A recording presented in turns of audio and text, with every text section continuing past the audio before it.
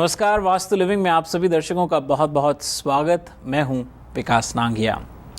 दर्शकों, अपने पिछले 2 अंकों से हम अपनी वास्तु और फंक्शुई एक्सपर्ट पल्लवी छिलावड़ा जी से एक साझा विषय यानी हम सब के विषय पर बातचीत करते चले आ रहे हैं, और वो है एक्सटर्नल लैंड पर। घर हो या कमर्शियल प्रॉपर्टी हो, इन दोनों में यानी रेजिडेंशियल और कमर्शियल प्रॉपर्टीज़ के बाहर एक्सटर्नल लैंड पर तवज्जो देना बहुत ज़रूरी है। उससे जुड़े वास्तु दोष क्या क्या हैं, हम उन पर बातचीत करते चले आ रहे हैं पिछले 2 अंकों से, और इस बातचीत को इस अंक में भी जारी रखेंगे। पल्लवी जी, आपका कार्यक्रम में बहुत बहुत स्वागत है। नमस्कार। नमस्कार। पिछले 2 अंकों में मैं दर्शकों को, जो दर्शक इस अंक में नए जुड़ रहे हैं, उनको ज़रूर बताना चाहूँगा कि हमने पिछले 2 अंकों में किन किन बारों में, किन किन विषयों पर बातचीत करी, और उनकी जानकारी के लिए बताना चाहेंगे कि हमने एक्सटर्नल लैंड के तहत पॉन्ड जब घर के सामने होता है उसके बारे में बातचीत करी। हमने घर के सामने यदि बीच है, समुद्र है, ओशन है, उसके बारे में बातचीत करी। हमने बात करी कि यदि आपके घर के इर्द गिर्द कहीं ग्रेवयार्ड है, उसके बारे में बातचीत करी। हमने साथ ही साथ बातचीत करी कि यदि आपके घर के बाहर इलेक्ट्रिकल पैनल या इलेक्ट्रिकल पोल्स हैं तो क्या करना चाहिए। और मेरे ख्याल उसके पिछले अंक में हमने ट्रीज़ जो यदि घर के बाहर है उसके बारे में बातचीत करी, और साथ साथ रिलीजियस प्लेसेस यानी मंदिर, गुरुद्वारा यदि आपके घर के इर्द गिर्द है तो क्या क्या चीज़ें पॉजिटिव और नेगेटिव हो सकती हैं, उस पर बातचीत करी। और इस अंक में पल्लवी जी, जो ज़रूरी था हमारे लिए, और दर्शकों की ईमेल्स भी कुछ इस तरह की आई हैं कि घर की लोकेशन यदि मान लीजिए इंटरसेक्शन पे हो या टी पॉइंट पे हो, या अलग अलग वेरिएशंस, उन पर हम बातचीत करते चलेंगे। सबसे पहले इंटरसेक्शन पे ही बात करते हैं। यदि घर की पोजीशन इंटरसेक्शन पे हो तो वास्तु क्या कहता है? इंटरसेक्शन पे चारों तरह से फोर्स क्रिएट होता है। उसके right, left, north, south, east, west, जो भी कार्डिनल डायरेक्शन है उसके ऊपर फोर्स क्रिएट होता है। वास्तु के अनुसार सबसे पहले कोई भी, अगर आप नया घर लेना चाहते हो या एग्जिस्टिंग प्रॉपर्टी में रहते हो, अगर वो अपार्टमेंट बिल्डिंग की तरह काफ़ी बड़ा बिल्डिंग यानी कि कमर्शियल बिल्डिंग या रेजिडेंशियल बिल्डिंग काफ़ी लंबा होता है और वो घर है, वो सब चीज़ों में अलग अलग इफ़ेक्ट को गिना जाता है। अगर वो कमर्शियल बिल्डिंग है और अगर आप ऊपर वाले फ्लोर पे या टॉप फ्लोर पे या बीच वाले कुछ फ्लोर्स पे हो तो उसका नुकसान आपके ऊपर नहीं होता है, उसको नहीं गिना जाता है। बट अगर आप ग्राउंड लेवल से है और आपका वहाँ पे रेजिडेंस बना हुआ है तो उसका नुकसान उस प्रॉपर्टी के ऊपर बहुत गहरा पड़ जाता है। कुछ अरसों के बाद उस प्रॉपर्टी का वास्तु ऐसा हो जाता है कि वहाँ पे कोई रहता नहीं है, प्रॉपर्टी खाली हो जाती है। प्रॉपर्टी के दाम वगैरह में कुछ सर्टेन टाइम पे आप रहकर निकल जाते हो तो उसका नुकसान कम होता है। बट इंटरसेक्शन के ऊपर आप कॉमन सेंस से भी सोचेंगे तो घर में छोटे बच्चे, ये वो परिवार होता है तो बराबर उसी ट्रैफिक जोन के अंदर बीच में रहना, it's a little bit risky. हम समझ सकते हैं इस बात को, जो कि मोर प्रैक्टिकल है। सेफ्टी पॉइंट ऑफ व्यू से इतना सही नहीं है। सेफ्टी पॉइंट ऑफ व्यू से बिल्कुल ही सही नहीं है। और सेकेंडरी के उसमें कई बार देखा जाता है कि वहाँ पे किस तरह का एक्सेस है। अगर उसके आगे और पीछे दोनों और दरवाजे पड़ते हो और जो पीछे का जो इंटरसेक्शन के ऊपर बना हुआ घर हो और वो पीछे से ओपन होता हो और आगे वाले एरिया को अगर हम बंद कर सकते हो तो हम पहले कोशिश वही कर देते हैं और घर का मुंह पीछे के कर देते हैं, पीछे से उसका फ्रंट कर देते हैं। कई बार वहाँ पे ये देखा जाता है कि घर का कंस्ट्रक्शन कौन से टाइम पे हुआ है। अगर वो बहुत पुराना मकान है तो वहाँ पे आप वॉइस पोल्यूशन, वो सब वहाँ पे बहुत ज़्यादा इंटरप्शन बहुत ज़्यादा रहती है। मास्टर बेडरूम्स वगैरह के अंदर आपको जो आम तौर पे घरों के अंदर जो सुविधा देखने को मिलती है वो नहीं मिलती है। वास्तु के अनुसार रास्तों के अलग अलग तरह के नुकसान बताए गए हैं। जितने भी घर के रास्तों के बारे में जो इनऑस्पिशियस रास्ते हैं, जैसे आपका मकान टी जंक्शन के ऊपर पड़ता हो या टी के डेड एंड पे पड़ता हो, ये बात आपकी कमर्शियल फैक्ट्री हो, मैन्युफैक्चरिंग यूनिट, कमर्शियल बिल्डिंग हो या फिर आपका रेसिडेंस वहाँ पे पड़ता हो, ये सब चीज़ों के अंदर वास्तु के अनुसार सिर्फ रेसिडेंशियल प्रॉपर्टी के ऊपर कोई भी चीज़ एक्सटर्नल लैंड का लॉस जो होता है वो सबसे गलत माना जाता है। कमर्शियल पे फिर भी वो लॉस थोड़ा कम हो जाता है क्योंकि रात भर तक वहाँ पे आदमी रुकता नहीं है, तो वहाँ पे बात बदल जाती है। ग्राउंड लेवल भी बिल्डिंग पे ये नुकसान ज़्यादा है। अगर वो बिल्डिंग हाई राइज है तो वो बिल्डिंग का नुकसान फिर भी कम हो जाता है। अगर वो रहने वाला पर्सन टॉप फ्लोर पे ऊपर है, नीचे बीम कॉलम सेक्शन से सिर्फ वहाँ पे पार्किंग होती है तो भी वो नुकसान कम हो जाता है। छोटी छोटी कई तरह की बातें हैं, बट ज़्यादातर रास्तों की इफ़ेक्ट इंटरसेक्शन के बने हुए घर और टी जंक्शन के बने हुए घर के अंदर आदमी की लाइफ पीसफुल नहीं रहती है, परिवार में एक तरह का अपनापन नहीं रहता है, कोई ना कोई एक तरह की समस्या ऐसी रहती है कि घर का एक बंदा वो सारे परिवार को परेशान करने की कोशिश कर, वो इंटरनल डिस्प्यूट को सॉल्व करने में से फ्री नहीं हो पाते हैं। 99% ऐसे घरों में इंटरनल डिस्प्यूट और कैरियर से रिलेटेड प्रॉब्लम्स के अंदर चांसेस बहुत ज़्यादा देखने को मिलते हैं। बट ये बात इतने तौर पे काफ़ी नहीं है, क्योंकि वास्तु में एक और तरह का महत्वपूर्ण बात है घर का 90 डिग्री होना या वित्तिशूल होना। वित्तिशूल का मतलब होता है क्रॉस होना। जैसे आपका स्ट्रक्चर है और एक रास्ता इंटरसेक्शन पे जैसे साउथ से जा रहा है, नॉर्थ फेसिंग बिल्डिंग है आपकी जी। और आपके वेस्ट में से और नॉर्थ में रास्ता है, तो उसकी असर बदल जाती है। आपके नॉर्थ और ईस्ट से रास्ता जा रहा है तो उसकी इफ़ेक्ट दूसरी हो जाती है। तो छोटी छोटी चीज़ों का भी उसके अंदर गौर किया जाता है, बट आम तौर पे जनरली वो अच्छा नहीं माना जाता है। कोई ना कोई तरह का नुकसान क्या बदल जाएगा, सिर्फ उसी के ऊपर वो विश्लेषण किया जाता है। जी। यदि यही बात अगर हम रेजिडेंशियल से बाहर निकल के कमर्शियल में करें तो फिर क्या मायने रह जाते हैं? कमर्शियल प्रॉपर्टी पे उसका नुकसान इसलिए कम है कि रात को वहाँ पे कुछ रुकता नहीं है, तो उसकी आमतौर पे वो प्रॉपर्टी का इस्तेमाल ही कम होता है। डे टाइम में होता है, नाइट टाइम पे होता नहीं है। अगर वो घर है तो फिर पूरा परिवार रहता है। कमर्शियल में ये सब नहीं होता है। एक पर्सन वहाँ पे काम करता है, बहुत सारी ऑफिस वहाँ पे ऐसी होती है, इंश्योरेंस एजेंट की, कुछ ऐसे लोगों की कि जो ट्रैवलिंग बहुत ज़्यादा करते हैं, उन्होंने ऑफिस बनाई है बट वो आते ही बहुत कम है, उसको यूज़ ही नहीं करते, तो उनको नुकसान बहुत ही कम होगा। वास्तु एक साफ सीधी बात समझता है, जो प्रॉपर्टी आपने बनाई है वो सही है और अगर आप उसका मैक्सिमम यूज़ करते हैं तो उसका फ़ायदा आपको महत्तम मिलेगा, मैक्सिमम मिलेगा। अगर वो गलत है बट कुछ ऐसे सर्कमटेंसेस से फॉर्चुनेटली कि आप उसका इस्तेमाल भी बहुत ही कम करते हो, तो आपका नुकसान अपने आप ही कम हो जाएगा, क्योंकि उस जगह के इस्तेमाल से वहाँ के आसपास के एटमॉस्फेयर का फ़ायदा या नुकसान है। सिर्फ जगह को लेने मात्र से फ़ायदे के लिए कुछ दूषित वास्तु होते हैं जिसका हम बाद में डिस्कस कर सकते हैं, बट वास्तु दोष के बारे में उसका उपयोग करने से ही नुकसान या फ़ायदा होता है। जी। यही सिचुएशन कुछ ऐसे घरों की भी होती है कि जहाँ हम टी जंक्शन की बात कर रहे थे कि या तो वो डेड एंड में होंगे या फिर कुछ डेड एंड भी इस तरह का होगा कि वो सर्कल में आता होगा, यानी कि आप एक स्ट्रीट में ड्राइव करके जाते हैं और उसके बाद जो 8 या 10 घर जो हैं वो सेमाई सर्कल में या सर्कल में बने हुए होते हैं। इस तरह की जो प्रॉपर्टी का एक्सटीरियर होता है वो क्या कुछ संबोधित करता है? उसको भी वास्तु के अंदर से रोड का, रास्तों का वास्तु दोष ही माना जाता है। बट जो बड़े मेन रास्ते होते हैं उसके बजाय जो इंटरनल स्ट्रीट रास्ते जो होते हैं उसका नुकसान भी इक्वल माना जाता है। पर अमूमन पल्लवी जी ऐसा होता है कि लोग बाग उसको अच्छा समझते हैं कि लिमिटेड ट्रैफिक वहाँ जाएगा, बच्चों के खेलने के लिए जगह मिलेगी। सिक्योरिटी पॉइंट ऑफ व्यू से एक इस तरह से रहता है कि भी जो सर्कल में मान लीजिए 10 घर हैं तो 10 घर वाले एक दूसरे को जानते हैं, एक क्लोज नेट एनवायरनमेंट रहता है। अमूमन प्रैक्टिकल पॉइंट ऑफ व्यू से उसको इस तरह से माना जाता है, लेकिन वास्तु क्या कह रहा है? कोई भी जगह पे जहाँ पे किसी चीज़ का एंड हो जाता है, रास्ता ख़त्म हो जाता है, सर्कल ख़त्म हो जाता है, कोई भी चीज़ ऐसी बनती हो कि वहाँ से आपको यू टर्न लेके अगर आप गाड़ी घुमाते हो और आप स्ट्रीट में जाते हो, वहाँ पे एक छोटा सा सर्कल आर्च जैसा बना हो, उसके बाद टर्न लेके आपको बाहर निकलना पड़ता है क्योंकि उसके बाद आगे रास्ता नहीं है। तो आगे बढ़ने का जहाँ रास्ता ही ना हो, आपको वही बात से पता चलेगा कि वो डेड एंड है, लिमिट है, यहाँ पे आके बात ख़त्म हो जाती है। तो उस तरह की सारी चीज़, जैसे आपने पूछा था कि बहता हुआ पानी बहुत अच्छा होता है, तो जो भी चीज़ लगातार फोर्स में रहती है, सर्कुलेशंस में रहती है, उसमें बहुत ज़्यादा मात्रा बन जाने पे नुकसान होता है या बहुत लेस मात्रा पे नुकसान होता है, बट इक्वल मात्रा हमेशा फ़ायदा करती है।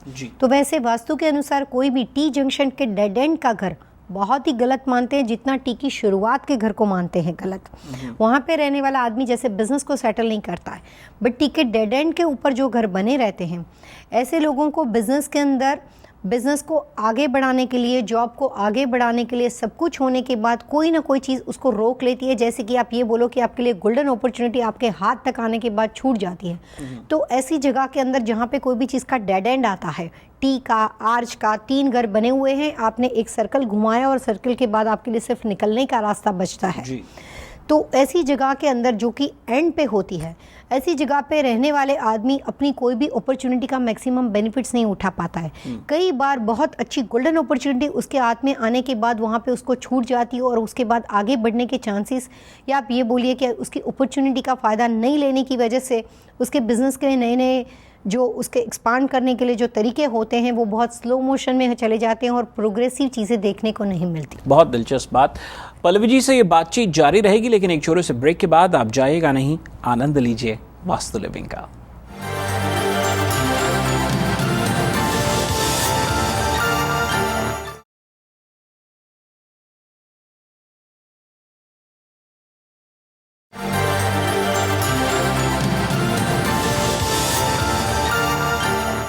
ब्रेक के बाद आप सभी दर्शकों का एक बार फिर से तहे दिल से स्वागत। आप देख रहे हैं वास्तु लिविंग और मैं हूं विकास नांगिया। पल्लवी जी, कार्यक्रम में आपका एक बार फिर से बहुत बहुत स्वागत। ब्रेक से पहले जिस तरह से हमने बात करी घरों की पोजीशन के ऊपर, एक और जो पोजीशन सामने आती है एक्सटीरियर लैंड की, वो ये है कि घर के बाहर कभी कभी ये समझिए कि घर जो होता है वो लोअर हाइट पे होता है और बाहर का जो लैंड होता है वो थोड़ा ऊपर चला जाता है, यानी कि कुछ स्पीड ब्रेकर आता है या एक हिल सी बन जाती है, या फिर इसका विपरीत होता है कि घर हाइट पे होता है और लैंड जो है लोअर लेवल पे चला जाता है।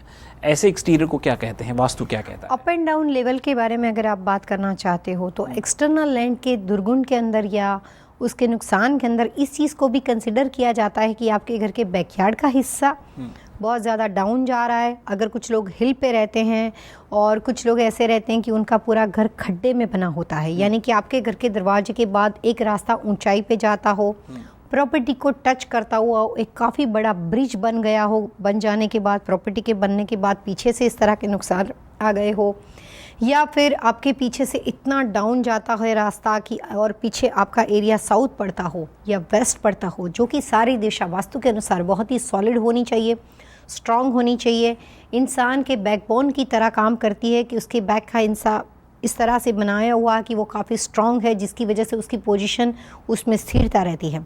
तो वास्तु के अनुसार अगर आपका नॉर्थ अप पड़ता हो और बैकयार्ड साउथ में डाउन जाता हो, ईस्ट अप पड़ता हो और बैकयार्ड आपका वेस्ट में डाउन जाता हो, तो ऐसे वास्तु दोष के अंदर घर में रहने वाले आदमी की पोजीशन मार्केट में कुछ अरसे के बाद इतनी डाउन हो जाती है कि वो आदमी का निशान ख़त्म कर देता है, उसका नाम नहीं रहता है। यानी कि हम ये बोल सकते हैं कि एक आदमी एक बहुत बड़ा इंडस्ट्रियलिस्ट, एक बहुत बड़ा बिजनेसमैन एक ज़माने में था, तो वो उसकी प्रोस्पेरिटी को हिस्ट्री में चेंज कर देता है और उसकी सारी कहानी बदल जाती है। तो कई तरह के वास्तुदोष के अंदर बहुत ही गंभीर वास्तुदोष प्रॉपर्टी के अंदर इस तरह का भी माना जाता है कि आपके पीछे की लैंड आपके घर की प्रॉपर्टी से ही ख़त्म होकर सीधे डाउन चली जाती हो। बट कई बार उसका उल्टा भी होता है, उसमें फ़ायदा भी होता है। अगर आपकी प्रॉपर्टी साउथ फेसिंग हो और अगर आपकी प्रॉपर्टी वेस्ट फेसिंग हो और आपका बैकयार्ड ईस्ट में पड़ता हो और ईस्ट में जाके वो बैकयार्ड किसी वजह से डाउन हो जाता हो, तो उसका फ़ायदा भी हो सकता है। बट ये सारी बातें 90% लोकेशन के ऊपर डिपेंड करती है कि किस तरह की सिचुएशन में वो प्रॉपर्टी बनी हुई है। तो कुछ समस्याएं ऐसी होती है कि आमने सामने प्रॉपर्टी को देखने से ज़्यादा पता चलता है। इसीलिए वास्तु कंसल्टेशन के लिए जब कोई आदमी इंटरेस्टेड होता है और किसी भी वास्तु कंसल्टेंट को जब वो फ़ोन करता है, तो ज़्यादातर चीज़ों को पर्सनली तौर पे देखने के ऊपर प्रायोरिटी मानी जाती है। सिर्फ प्लान पेपर से काम करने वाले लोग या सिर्फ मिट्टी के कलर्स को देख के, या आप अपने घर की आप थोड़ी सी मिट्टी उसको बेच देते हो और उसके जो टेस्टिंग के ऊपर से जो रिपोर्ट्स बनते हैं वो कई बार 100% प्रॉपर्टी का मुआयना किए बिना उसको ठीक ठाक रिपोर्ट नहीं होते हैं। कई बार क्लाइंट्स को पता ही नहीं होता है कि कंसल्टेंट का किन बारों के चीज़ों के बारे में जानना इतना ज़रूरी है कि जिसकी वजह से वो उसके नुकसान से उसको सिक्योर कर सकता है। तो कुछ बातें ऐसी होती है कि आम तौर पे प्रॉपर्टी के लोकेशन, डायमेंशन, उसकी आसपास की चीज़ों को देख के कई बार जहाँ पे मुश्किल होती है कुछ रास्ते वहीं से भी निकल जाते हैं, बट वो उस पर डिपेंड करता है कि किस तरह की सिचुएशन है। जी, पल्लवी जी ने बहुत ही अच्छी बात कही, दर्शकों के रास्ते वहाँ से भी निकल जाते हैं, यानी यदि समस्याएं हैं उनका समाधान भी है, और उन समाधान के बारे में समस्याओं को के प्रति आपको जागरूक करते हुए और समाधान का ज्ञान बांटते हुए हम कार्यक्रम में आगे बढ़ेंगे। लेकिन एक छोटे से ब्रेक के बाद आप बने रहिए हमारे साथ और आनंद लीजिए वास्तु लिविंग का।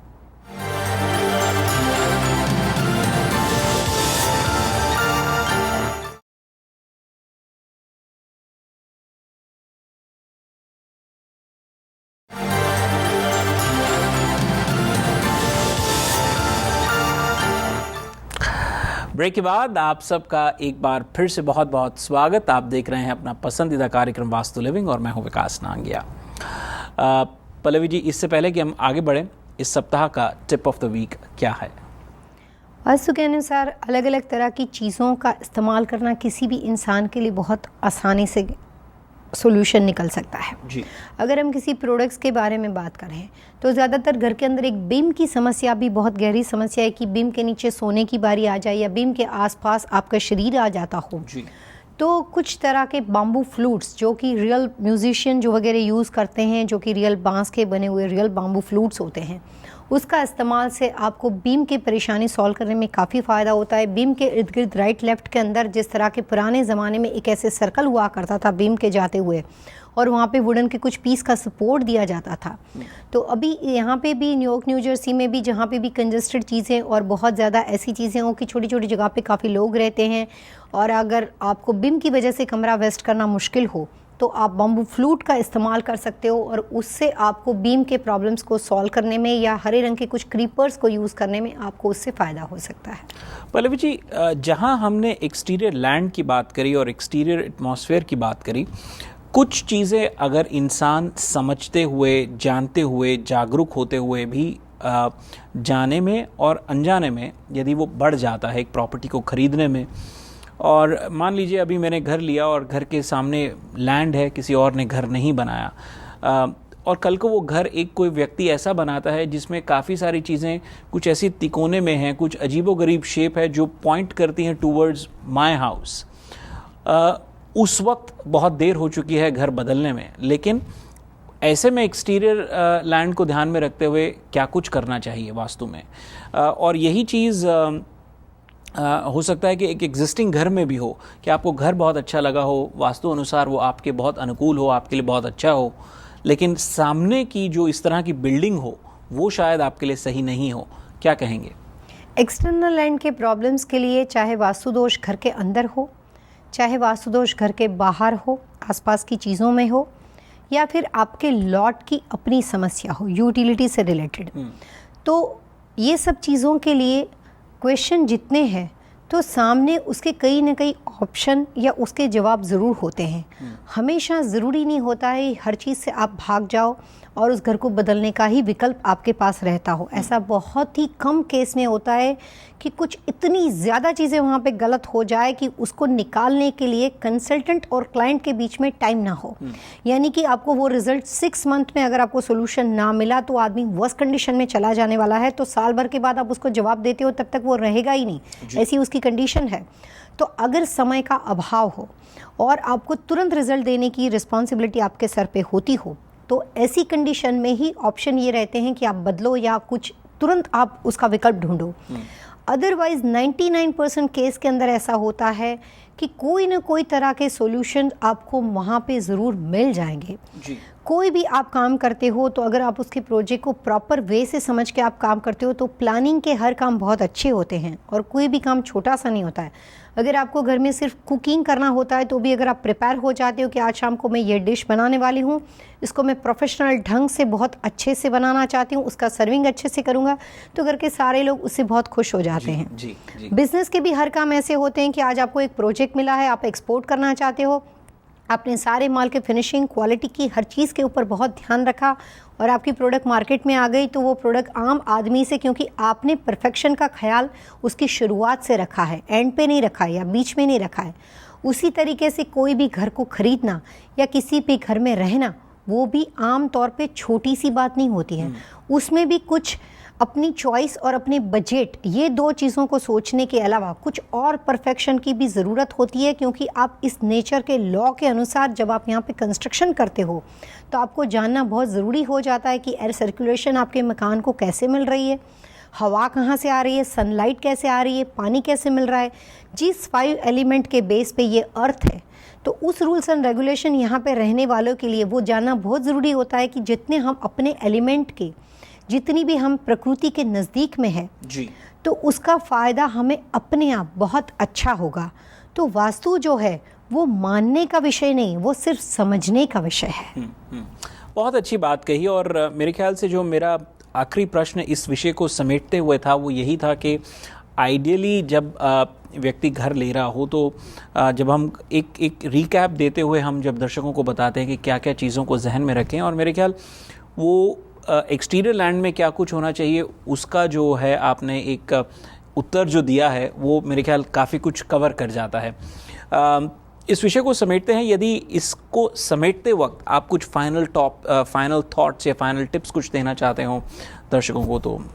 वास्तु के अनुसार एक्सटर्नल लैंड के जो बेसिक दोष है जो हर एक के लिए नुकसानदेह है, उसमें हाई टेंशन इलेक्ट्रिकल पोल, मंदिर या कोई ऐसे बहुत स्ट्रॉन्ग स्पिरिचुअल प्लेसमेंट की रचना जो कि घर के करीब पड़ती हो, काफ़ी बड़ी हॉस्पिटल वो अगर आपके घर के करीब पड़ती हो, कुछ खास तरह के नर्सिंग होम उस तरह के वास्तु दोष हो, पुलिस स्टेशन, फायर स्टेशन या फिर ग्रेवयार्ड, ये सब चीज़ों को भी उतना ही इम्पोर्टेंट वास्तु में दिया जाता है जितना घर की इंटरनल चीज़ों में। अगर किसी वजह से आपका घर इन चीज़ों के साथ बन चुका हो तो आप उसका सोल्यूशन कर सकते हो।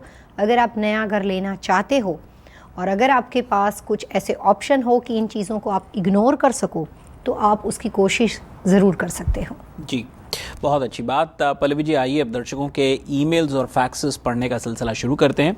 ये जो पहला ईमेल मैं ले रहा हूँ वो हमें निरुपमा अग्रवाल जी ने लिखा है, और बड़ी बात यह है कि ढेर सारे ईमेल्स जो हमारे पास आए हैं पल्लवी जी, उसमें से एक बात जो स्पष्ट रूप से नज़र आ रही है वो ये है कि कार्यक्रम को वास्तु लिविंग को अब चलते तकरीबन 1.25 साल 1.5 साल के करीब होने वाला है और अभी भी नए दर्शक जुड़ रहे हैं। ये बड़ी बात है, और नए दर्शक अपने प्रश्न नए तरीके से पूछते हैं जो हम कई बार पिछले अंकों में कवर कर चुके हैं, लेकिन फिर भी नए दर्शकों की मांग पर उनको अपने कार्यक्रम में जोड़ने के लिए ये प्रश्न मैं ले रहा हूँ। वो लिखते हैं कि I watch a programme on TV Asia, in one of the episodes you mention that Vastu is best determined based on my favourable direction. How do I figure out which direction favours me? वास्तुशास्त्र दिशाओं का विषय है जिसके अंदर हर आदमी के horoscope wise उसके लिए अच्छे या बुरे ग्रह अलग अलग होते हैं। कॉमन सेंस के अनुसार हर आदमी की अपनी चॉइस, अपने रिलीजन, अपनी फूड हैबिट हर अलग अलग होती है। उसी तरीके से हर आदमी की अच्छी या बुरी दिशाएं भी अलग अलग होती है। यहाँ पे दिशाओं के जानने के कई अलग अलग तरह के तरीके हैं, बट कॉमनली हम आपके दिशाओं को सिर्फ आप ही के सवालों के थ्रू जानते हैं। जैसे कि आप अपनी नाम, अपनी डेट ऑफ बर्थ, अपनी इन्फॉर्मेशन हमें जो देते हैं उसके थ्रू ये तय किया जाता है कि आपके लिए कि कौन सी दिशाएं सूटेबल है, किस दिशाओं से आपको नुकसान हो सकता है। आप जिस प्रॉपर्टी पे रहते हो उसको उसके साथ मिलाने से ये पता चलता है कि इस तरह का इंसान, जैसे कि नॉर्थ फेसिंग इंसान या ईस्ट फेसिंग इंसान साउथ की प्रॉपर्टी में या वेस्ट फेसिंग प्रॉपर्टी में रहता है तो आने वाले वक्त में किस तरह के नुकसान उसको हो सकते हैं। पल्लवी जी, जो आखिरी ईमेल मैं ले रहा हूँ कार्यक्रम में, कहीं ना कहीं वो इसी पहले उत्तर से उनका क्वेश्चन जुड़ा हुआ है, और वो ये है, श्वेता मैनी जी ने हमें ये ईमेल लिखा है। और श्वेता जी पूछती हैं कि hi, I am trying to buy a house, can you tell me which is the best direction for the house, main entrance should be facing which direction? क्या कहेंगे? श्वेता जी, आपको अपनी दिशाएं या कोई भी नया घर लेना हो और आपको कौन सी दिशा का घर सूट करेगा, उस इन्फॉर्मेशन के लिए आपके घर के परिवार में जितने भी लोग हैं सबकी नाम और डेट ऑफ बर्थ आप हमें यहाँ पे ईमेल कर सकते हैं।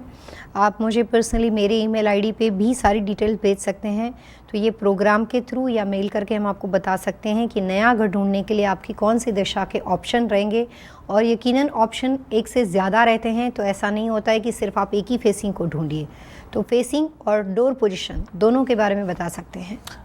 यदि आप पल्लवी जी से हमारे माध्यम से संपर्क करना चाहते हैं, और यदि आपके मन में कोई सवाल हो, कोई सुझाव हो, या फिर आप चाहते हैं कि हम किसी विषय पर उनसे बातचीत करें, आप हमें लिख सकते हैं vastu@tvasiausa.com, और हमारा फैक्स नंबर है 7326501112। एक बार फिर से नोट करें, vastu@tvasiausa.com, हमारा फैक्स नंबर है 7326501112। यदि आप सीधा पल्लवी जी से संपर्क करना चाहते हैं तो पल्लवी जी, क्या है आपका ईमेल आईडी? आप मुझे मेल कर सकते हैं challawadapallavi@gmail.com या 123 vastu vastu@gmail.com, या आप हमारी वेबसाइट से भी हमारा संपर्क कर सकते हैं www.vastufengshuiworld.us। बहुत अच्छी बात। अगले अंक में दर्शकों आपसे होगी फिर से मुलाकात। तब तक के लिए पल्लवी जी और मुझे दीजिए आज्ञा। पल्लवी जी आइए मिलकर आगे लें। नमस्कार।